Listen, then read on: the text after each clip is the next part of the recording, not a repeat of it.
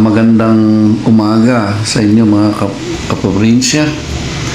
Ito po si Dr. Alex. Ngayon, it's amazing here in the Philippines kasi ito, nakasakay po ako sa tinatawag na joyride. Ito po yung rota ko every morning from our house sa Binyan. O, di ba? Cute. And then, cool. Kasi, aside from the pollution ng mga sasakyan dito sa Pilipinas, but the air is good. Ito po yung aking rota pag yung hindi ko ginagamit yung kotse kasi nga po, traffic. Tapos, tamad ako mag-drive. Kaya ito, nag-joyride ako. So, ito po yung from Binyan, from our residence, sa bahay namin, papuntang clinic. So, nandito na po tayo sa may bandang sa may Binyan pa rin to actually. So, ayan. Masarap din sa motor compare po sa kotse, sa four wheels. So, ito yung going to Morales from LTO, Canlala. Ito, bandang Canlala eh. Kaya, itong mga nakakasabay ko po, they're going towards Santa Rosa, Cabuyao, Laguna. Yan. Dito na po tayo sa saang lugar na ba to? Ayan. Sige lang. It's a cloudy actually. Ito na yung boundary ng Santa Rosa at saka Binyan. Ito na. Yun. Ito na yung welcome. Santa Rosa. So we're now approaching on my right side, yung Robinson ng Santa Rosa. Alam niyo guys, sometimes nakaka-relieve din ng stress yung ganito, yung joyride na ganyan. Kaysa yung ikaw ang nagde-drive, maganda rin yung ikaw ang pasahero. Yan. So, dito kami madalas nag-grocery din pag may time. Yan. Now we're approaching on my left side ang hospital, isang sikat na hospital dito sa Santa Rosa.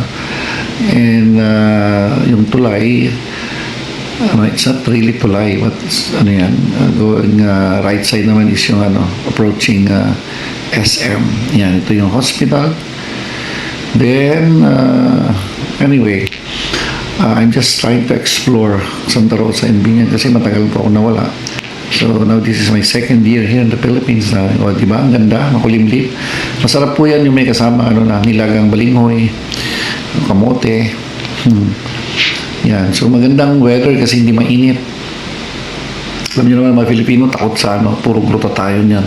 Takot silang umitim. Yan. Tulad yan, it's traffic. Pero, siyempre, pag motor, okay lang yan. Sige lang. Sige, doon pa tayo sa harap. Yun. Dinidiktahan ko ng driver na, come on, go. Sabay ko doon sa parang nakasakay ako na, parang hinete, nakasakay sa kabayo. Ginaganon ko yung, so you go. Ayaw ko ngayong yung, ewan ko basta gusto ko mabilis. Yan. Hindi pa naman pumapatak ang ulan. Ayun ang tamang pagtawid dito sa pedestrian. Now, dito na po tayo sa tapat ng SM Santa Rosa. On the right side towards SLEX na po yan. South Luzon Expressway. Now, dire-diretso ito is going Balibago. See? Counting the seconds. And then, so ito po yung tinatawag na joyride mga kaprobinsya, sa mga wala pong sa lugar na walang mga joyride. Ito po yung lang download lang sa cellphone nyo and then magpa-book. Ayun, pwedeng kotse, pwedeng delivery and everything if you need some appliances. So ito towards left na po tayo. Pakaliwa na tayo dito. Yun. Kakaliwa ko. Oops. Okay, we're now tracking the Leon Arcillas Boulevard. Yan, di ba? Ito yung pinaka-Rojas Boulevard ng Santa Rosa. Yan, ito po yung highway, Leon. We're approaching the railway and then may convert into modern one. Left side po, ito yung sports complex ng Santa Rosa. And those people hindi pa nakakarating ng Santa Rosa. Santa Rosa is a nice place actually. It's a little bit not so huge, but it's progressive city within the Laguna. Ayan, medyo kaya pricey ng konti ang mga lupa rito. Siyempre, ano yun this is not just an ordinary city. Medyo progressive ang Santa Rosa. Itong left side ko po, ito yung barangay Kanluran. Yan, doon ako sa left na yun na blue. Doon ako nag-duty. Monday and Thursday, 1 to 3 p.m. Ayan, ito yung barangay Kanluran na aking pinagsisilbihan.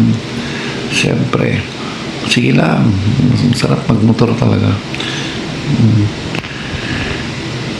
Right side is the Canosa High School. Ito yung Arambolo Street. Now we are here in Savalia Street.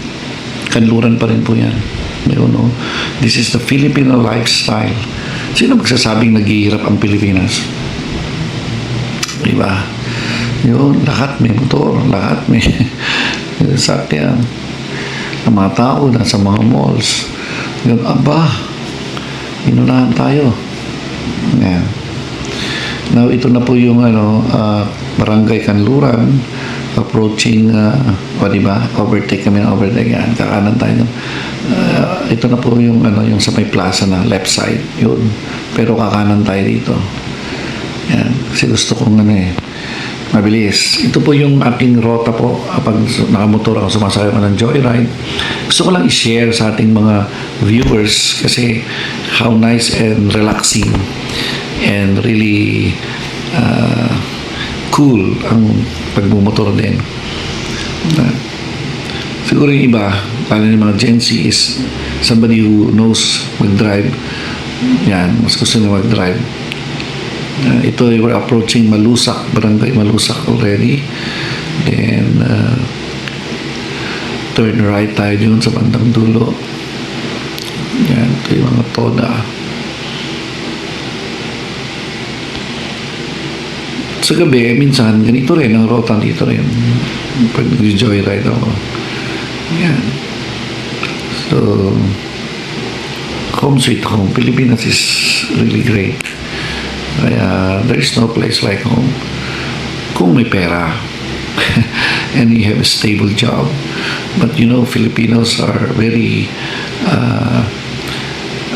tawag dito, masipag. Ano naman English na masipag? Ano English na? Ito na, we're approaching ito na po yung tinatawag na Save More ng Malusak, Barangay Malusak. Saka nakakita na isang barangay may mall. Only here in Barangay Malusak, Santa Rosa, Laguna. See? Kung mapapansin niyo po yan ahead, merong welcome. Yan ang first rotonda. Dire-diretso yan. May second and third rotonda, kanan doon. So, meron tayong kaya tinawag namin yung maliit na kainan namin tabi ng clinic, yung fifth circle. Kasi pag kanan nyo doon, may pang-apat tapos may pang-5. Now, ito na po yung Garden Villa subdivision. Phase 1, Phase 2. Yan. Diba? Ganito ang daily routine, daily lifestyle ng mga Filipino. May mga talipapa sa tabi.